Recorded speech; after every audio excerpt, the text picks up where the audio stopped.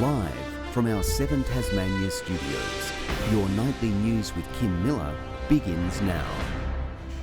Good evening, everyone. A mother of 3 says she'll never recover from being attacked in her Ravenswood home in a brutal stabbing which claimed the life of her partner.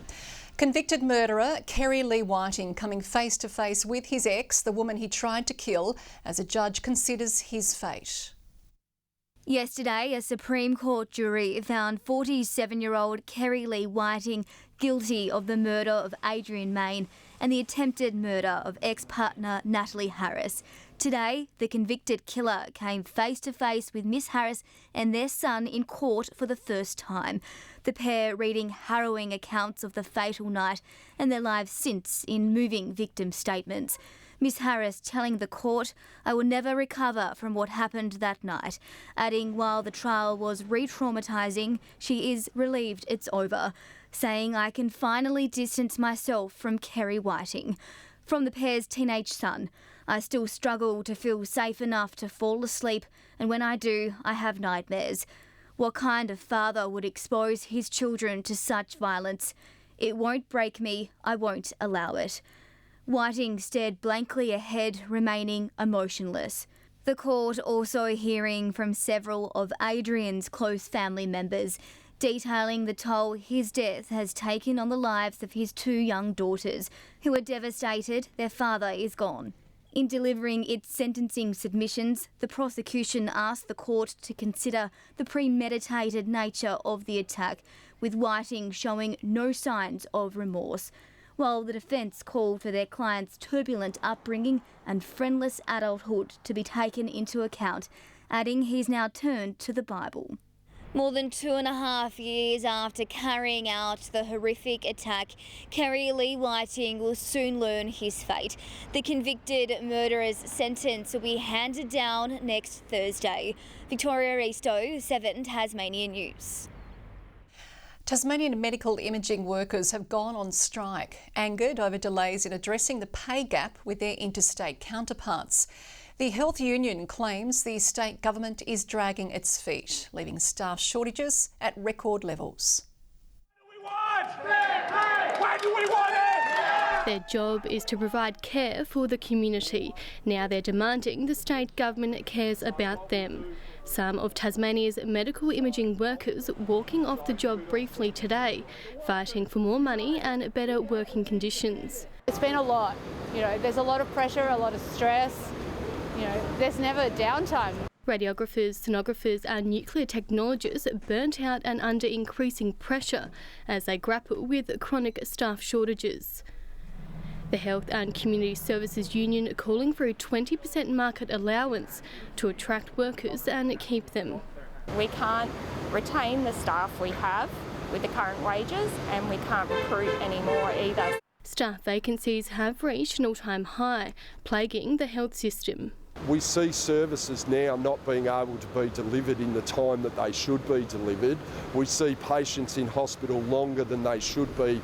But the minister in charge says steps are being taken to tackle the issue. The department is actively recruiting more radiographers, but as I say, it's a very tight market nationally and internationally. As with anything in the Department of Health at the moment, the time that it takes to actually get a solution is just totally unacceptable. The union is warning action will ramp up if its demands aren't met.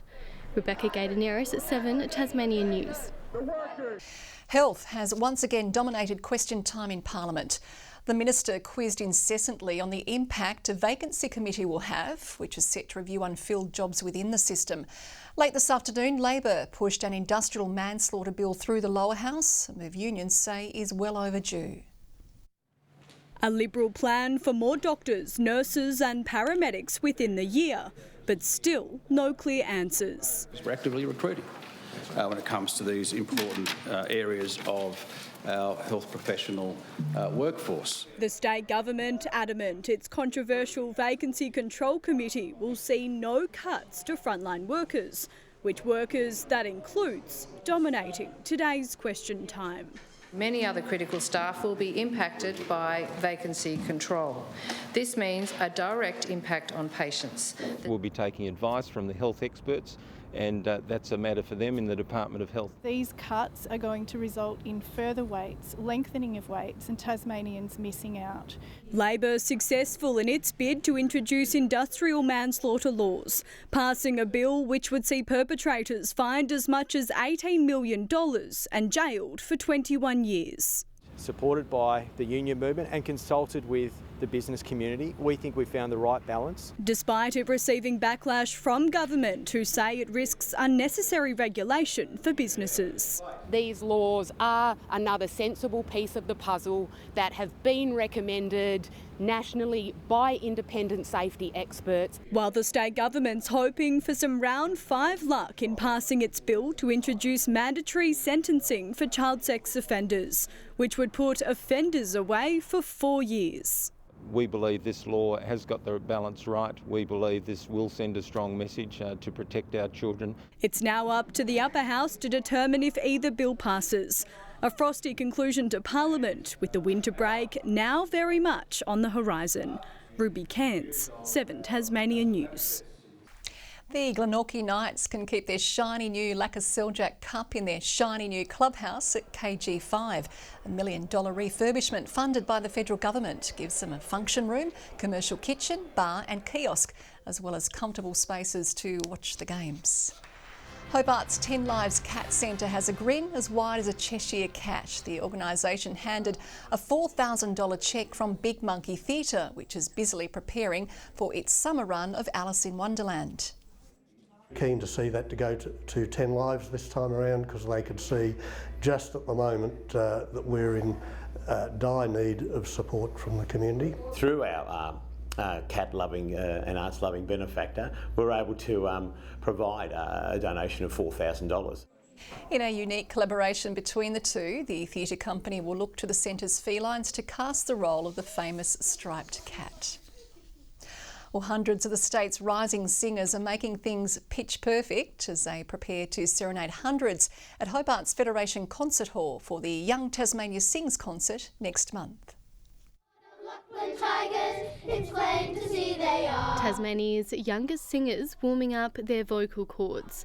These students among hundreds preparing to shine at the Young Tasmania Sings concert next month. We gather a number of schools. This year we have 16 schools and community youth choirs involved. Hours of rehearsals dedicated before they take centre stage. Mount Stewart primary students on a high note as excitement builds. Really excited. It is a passion of mine and I have been singing roughly for about 5 years. Each week you can tell the children are getting more and more animated in their singing, and a lot of questions around when do we get to go. The concert hoping to showcase Tasmania's choral talent and foster any new and upcoming stars. An event like Young Tasmania Sings really helps those children see that they're out there with so many other children making something beautiful and exciting. It's also a time for students to make new friends and bond over their love for music. My favourite part is meeting new kids and learning new songs. Students will perform 6 songs over 2 nights here at Federation Concert Hall, with organisers anticipating audiences to pack out the theatre to watch the next generation of musical talent in the spotlight. Rebecca Gaidaneris, 7 Tasmania News. Well, a version of the Big Freeze has made it to Launceston, with council staff braving the coldest morning of the year so far to raise funds for MND. The city supports a number of charitable causes, but this one is close to their hearts. It was a frosty start to the day in Launceston after temperatures plummeted overnight, making today's ice plunge all the more daring. Council staff methodically chosen. It was nomination based, so I went around and organised some nomination cards and a little form for everyone to fill out, and we took the top 18 people with the most nominations to be the lucky sliders today. The Mayor, a mandatory addition, came prepared for the plunge. Mentally prepared. I think as Tasmanians we are a bit tougher, us here in the north particularly, so yeah, ready and raring to go. But it was evident the slide into the icy pool shocked the tough-talking Mayor. That is cold. Amongst the men, 2 brave women. First to go, Sister Susan, who placed her faith in a higher God before plunging into hell. Her colleague, Courtney Spears, putting on a brave front as she sauntered to the slide. The plunge taking her breath away. Spiderman too couldn't wait to crawl his way out. While there were plenty of laughs and cheers from an appreciative crowd, a reminder of why they were there, not lost on them. This has quite a strong connection to our ops team in that over the past 5 years we've lost a couple of colleagues to MND. Melinda Ogden, 7 Tasmania News.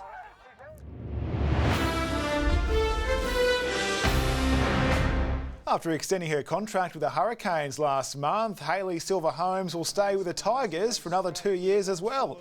With best figures of 3 for 26 against WA last season, she's keen to hang around for a shot at a 4th WNCL title. The Chargers are looking forward to the return of Clint Steindl in time for next week's home games. It'll be a welcome boost for the Hobart men with a few weeks until finals, sitting just inside the top 8 on a jam-packed ladder. If we drop 2 this weekend, we can fall back to 12th, so it's a very tight margin. These next 3 home games are important. This weekend's important. We can certainly consolidate a top 8 if we take care of these next 4 or 5 games. While unlikely, the Chargers women and Tornadoes are both mathematical chances of claiming finals berths. I don't think we're thinking about that too much. It hasn't been the main focus. Really, it's just been what's the next game ahead? How can we do better from previous games, learn from those? I guess this last stretch of the season is about winning, playing as well as we can and winning as many games as we can and see where we land from there. Northwest Thunder are 14th but sit just 3 wins outside the top 8. And the Jackies now know who they'll face in the group stage of the FIBA Intercontinental Cup in September. They'll play Argentinian club Quimsa, who beat Brazil's Flamengo in the Basketball Champions League final, and NBA G League United, a team made up of some of the best from the USA's second-tier comp. The group's winner will then go straight through to the final. And that's all in sport, Kim. OK, thank you, Nick. Well, Peter Murphy will join us after the break with the weather forecast.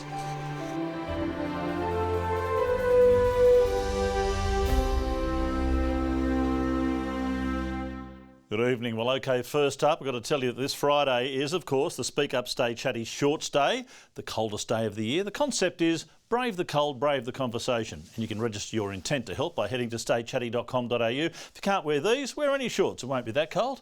Well, today was a bit chilly, wasn't it? Hobart 11, Launceston 12, Devonport and Burnie 13 degrees. Lyowini put on a show with a -7 to start us off, but did manage to reach 5 degrees later. The Bass Strait Islands, St Helens and Smithton all 13. Smithton, incidentally, hit a record low temperature of -4.5 degrees. That's the coldest since observations began. Lowhead, Friendly Beaches and Bushy Park 11, Grove and Strawn a top of 10.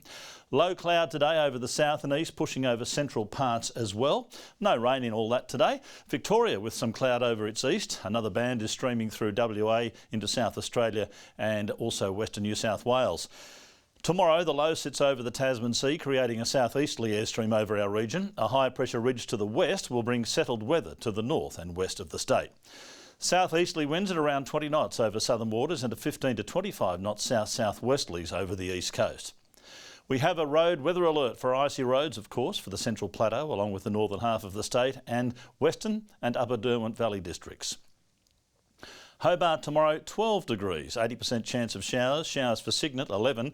12 the top for New Norfolk, just a chance of a shower or two, 50-50 split there. Launceston an early frost, a top of 13 later. 13 also for Devonport. A cloudy day for Campbelltown with 11 the maximum. Burnie mostly sunny and 13. A morning frost for Strawn, a top of 12, -1 overnight for Smithton and 13 as the high tomorrow. 14 for St Helens, a shower for Swansea, 13, a possible shower for Fingal and 12 degrees. To Friday now and mostly fine and sunny over the north after some fog and frost, a possible isolated shower for the south. Similar weather into Saturday with light winds and a shower or two in the west. And on Sunday, some temperatures warming right up to around 14, but we'll have a mostly fine sunny day. Showers on the way in Adelaide tomorrow. A cool cloudy day for Melbourne. -5 early for Canberra with late rain moving in there. 17 for Sydney. A sunny 23 on the way for Brisbane and sunny and 32 in Darwin. 8 degrees at the moment in Hobart and partly cloudy, 6 right now in Launceston, Devonport clear as well and 5 degrees. Now Kim, it might not be the coldest day of the year on Friday, but it will be the shortest, so if these don't fit me, I'm happy for you to wear them. Oh, and incidentally, I've spent 8 hours today in airports for 2.5 hours of flying, but I'm so grateful to be here with you this evening. Oh, thank you, Murph. It's so genuine. Well, that is all your news for now. I'll be back later with updates. Thanks for joining us, and I mean that. Good night.